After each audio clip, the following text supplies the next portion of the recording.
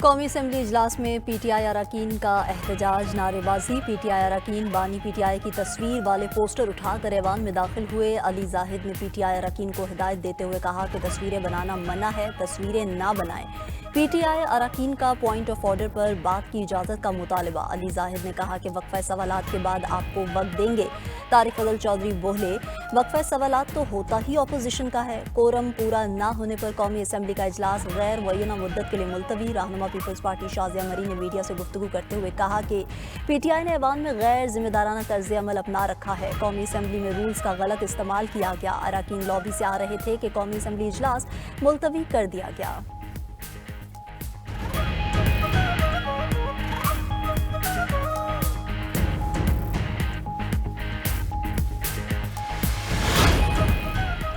P T I ملک کو غیر مستحکم کرنے کے ایجنڈے پر عمل پیرا ہے۔ یہ ملکی وقار اور ترقی پر آئے روز حملہ آور ہو رہے ہیں۔ وزیر اعظم کے کوارڈینیٹر اطلاعات خیبر پختونخوا اختیار ولی کی نیوز کانفرنس کہا، احتجاج کے نام پر فتنہ فساد کی کوشش کی جا رہی ہے۔ وہ کام جو کبھی بھارت نہ کر سکا، آپ وہ کر رہے ہیں۔ اب معاملات پوائنٹ آف نو ریٹرن پر پہنچ چکے۔ P T I Adiala jail کے باہر تماشا لگانا چاہتی ہے۔ پی ٹی آئی نے اڈیالہ روڈ کے مکینوں کی زندگی مشکل بنا دی۔ راولپنڈی کا کونسلر بھی آپ سے بات کرنے کے لیے تیار نہیں۔ خیبر پختونخوا کا وزیر اعلیٰ خود کو باز اور شاہین سے تشبیہ دیتا ہے۔ کوئی باز یا شاہین ہو، بتانے کی ضرورت نہیں ہوتی، دنیا خود مانتی ہے۔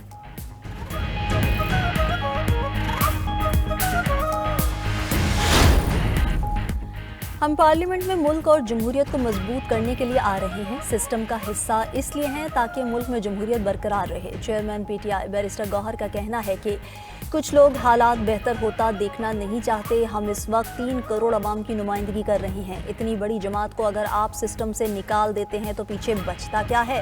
اسپیکر قومی اسمبلی مشکل وقتوں میں اچھی کوششیں کر چکے ہیں۔ اسپیکر کا کردار قابل تعریف ہے، مگر مزید اچھے اقدامات کی ضرورت ہے۔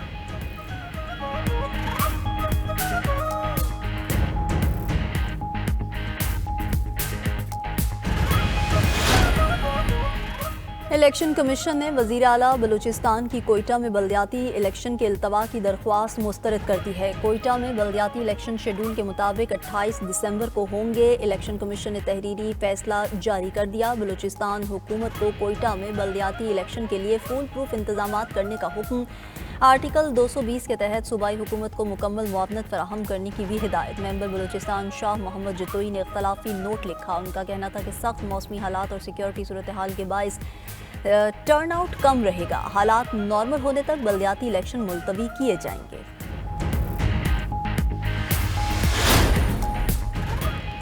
الیکشن کمیشن میں وزیر اعلیٰ خیبر پختونخوا کے خلاف ضابطہ اخلاق کی خلاف ورزی کیس کی سماعت۔ ایڈوکیٹ جنرل خیبر پختونخوا کی الیکشن کمیشن میں سماعت ملتوی کرنے کی درخواست۔ موقف اپنایا کہ سہیل آفریدی کے وکیل علی بخاری کے سسر وفات پا گئے ہیں۔ الیکشن کمیشن ممبران نے ریمارکس دیے کہ آپ سرکاری حیثیت میں کیسے ایک شخص کی نجی حیثیت میں نمائندگی کر سکتے ہیں۔ چیف الیکشن کمشنر نے کہا کہ آپ کی تو صوبے میں ضرورت ہے، یہاں کیا کر رہے ہیں؟ ایڈوکیٹ جنرل خیبر پختونخوا نے جواب دیا کہ وہ صرف علی بخاری کی جانب سے التوا کی درخواست دے رہے ہیں۔ الیکشن کمیشن نے سہیل آفریدی کو آج حاضری سے استثنا دے رکھا تھا۔ شہرناز عمر ایوب کے وکیل بھی الیکشن کمیشن میں پیش ہوئے اور تحریری جواب جمع کروا دیا۔ الیکشن کمیشن نے کیس کی سماعت 16 دسمبر تک ملتوی کر دی۔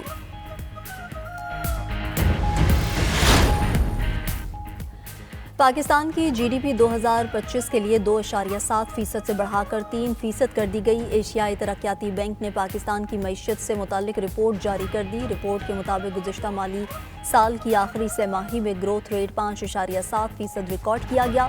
بڑی صنعتوں کی پیداوار میں تیزی آئی۔ رواں مالی سال میں بھی مضبوط بہترین متوقع ہے۔ جون 2025 کے سیلاب کے باوجود معاشی رفتار برقرار رہی۔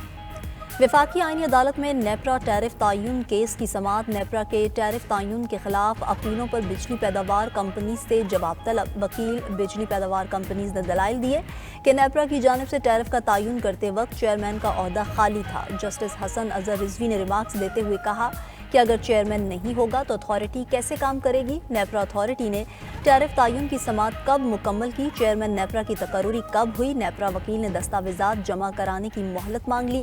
آئینی عدالت کی نیپرا کو دستاویزات اور کیس کے اہم تحریری نکات جمع کرانے کی ہدایت۔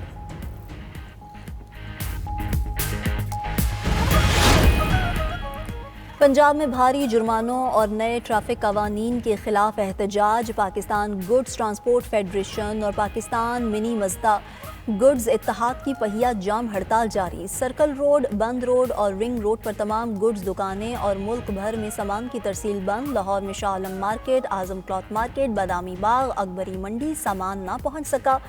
کوئٹہ، فیصل آباد، گوجرانوالہ، سرگودا اور دیگر شہروں میں سامان کی سپلائی معطل۔ منڈیوں میں پھل اور سبزیوں کے نہ پہنچنے سے قیمتوں میں اضافہ ہونے لگا۔ گڈز ٹرانسپورٹ کی بندش سے تاجر برادری سمیت شہریوں کو شدید مشکلات۔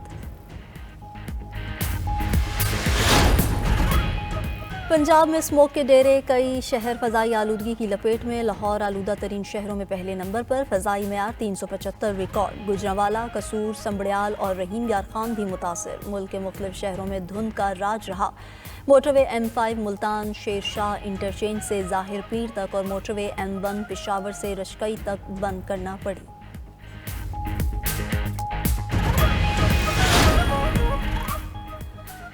عالمی دباؤ کے بعد اسرائیل کا غزہ امداد کے لیے اردن سرحد کھولنے کا اعلان۔ ایلن بی کراسنگ اردن سے امدادی سامان کے لیے دوبارہ کھلے گی۔ کراسنگ 23 ستمبر سے بند تھی، آج سے کھل جائے گی۔ اسرائیلی حکام کا ڈرائیورز اور ٹرکس کی سخت اسکریننگ کا اعلان۔ خصوصی سیکیورٹی فورس کراسنگ پر تعینات۔ دوسری جانب فلسطینی مزاحمتی تنظیم حماس نے خبردار کیا کہ اسرائیلی فوج کی جانب سے غزہ جنگ بندی کی خلاف ورزیاں جاری رہیں تو جنگ بندی دوسرے مرحلے میں نہیں جا سکتی۔ حماس نے ثالثوں سے اسرائیل پر دباؤ ڈالنے کا مطالبہ کیا۔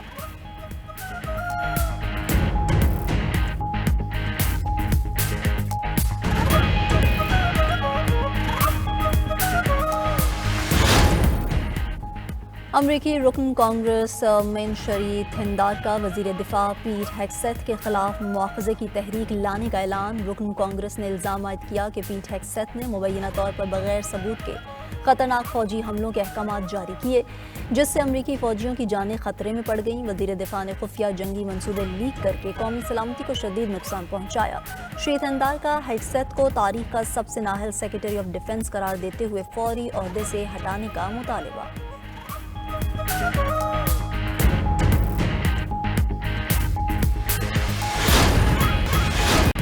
سوار محمد حسین شہید نشان حیدر کا 54واں یوم شہادت۔ گجر خان میں سوار محمد حسین شہید نشان حیدر کے مزار پر دعائیہ تقریب۔ میجر جنرل محمد عاصم چودھری نے سوار محمد حسین شہید کی قبر پر پھول رکھے اور دعا کی۔ Chief of defence forces field marshal Syed Asim Munir کا شہید کو خراج عقیدت۔ نیول چیف اور ایئر چیف نے بھی شہید سوار محمد حسین کو خراج عقیدت پیش کیا۔ ISPR کے مطابق مسلح افواج 1971 کی جنگ کے دوران شکر گڑھ سیکٹر میں سوار محمد حسین شہید کی غیر معمولی بہادری کو خراج عقیدت پیش کرتی ہیں۔ صدر، وزیر اعظم اور وزیر داخلہ کا سوار محمد حسین شہید کو خراج تحسین۔ شہباز شریف نے اپنے پیغام میں کہا، سوار محمد حسین شہید جسے دھرتی کے بیٹوں سے ہی پاکستان کا دفاع ناقابل تسخیر ہے۔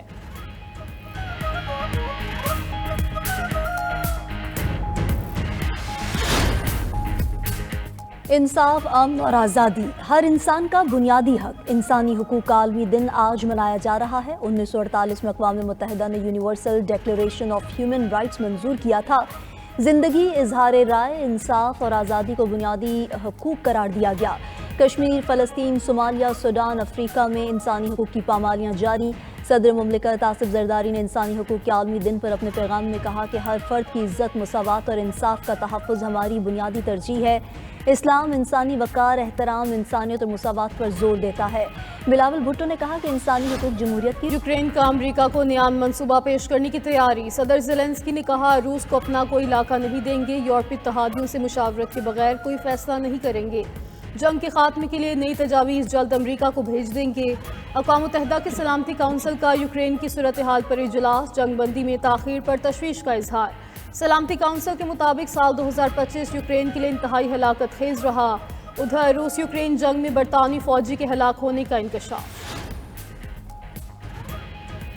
اسرائیل اور حماس کے درمیان جنگ بندی کو 2 ماہ مکمل۔ اسرائیلی فوج نے 738 بار معاہدے کی خلاف ورزی کی۔ 10 اکتوبر کو جنگ بندی سے اب تک اسرائیلی حملوں میں 377 فلسطینی شہید، 987 زخمی ہو چکے۔